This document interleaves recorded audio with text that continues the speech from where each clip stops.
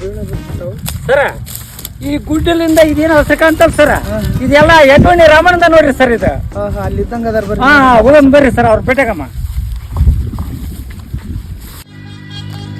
ಏ ಗೋವಿಂದ ಯಪ್ಪ, ಏ ಕುಡ್ಕಂತ ಬರೀ ಬಂದ್ಯಪ್ಪ. ನಮಸ್ಕಾರ ರೀ ರಮಣ ಅವ್ರೆ.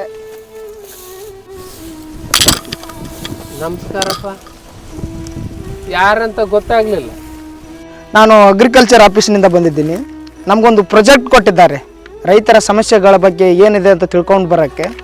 ನಾನು ಬರುವಾಗೆಲ್ಲ ನೋಡಿದೆ, ಎಲ್ಲ ಕಡೆ ಖಾಲಿ ಪ್ರದೇಶ ಇದೆ, ಎಲ್ಲ ಬೀಳ್ಬಿಟ್ಬಿಟ್ಟಾರೆ. ನೀವು ಅಷ್ಟೇ ಬೆಳೆಗಳನ್ನು ಬೆಳೆದಿದ್ದೀರಿ, ಯಾಕೆ ಯಾರು ವ್ಯವಸಾಯನ ಮಾಡ್ತಾ ಇಲ್ಲ? ಏನಾದರೂ ಸಮಸ್ಯೆ ಇದೆಯಾ? ಏನು ಮಾಡೋದು ಸರ್, ಎಲ್ಲ ಮುಗಿದೋದ ಕಾಲನ ಬಂದೈತಿ. ಯಾರು ರೈತನಿಕ ಮಾಡವರು. ಹೌದಾ? ಏನಾಗಿದೆ ಅಂಥ ಸಮಸ್ಯೆ ಏನಿದೆ ಹೇಳಿ?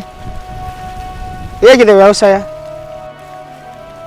ಏನಪ್ಪ, ಈ ರೈತನಿಕಿದಾಗ ಕಷ್ಟನ ಐತಿ ಹೊರ್ತು ಸುಖನ ಇಲ್ಲ. ಒಂದೊಂದು ಸಲ ಈ ವ್ಯವಸಾಯನ ಮಾಡೋದು ಬಿಟ್ಟು ಬಿಡ್ಬೇಕು ಅನಿಸೈತಿ ಸಾರ್. ಅವರೆಲ್ಲರೂ ನಮ್ಮ ತಾಯಿ ಹಂಗಿರೋ ಭೂಮಿ ತಾಯಿನ ಮಾರಿ ಸಿಟಿ ಸೇರ್ಯಾರ. ಈ ಭೂಮಿ ತಾಯಿ ನನಗೆ ತಾಯಿ ಇದ್ದಂಗೆ ರೀ. ನನಗೆ ವ್ಯವಸಾಯ ಮಾಡೋದು ಬಿಟ್ಟು ಬೇರೆ ಏನೂ ಬರಂಗಿಲ್ಲ ರೀ.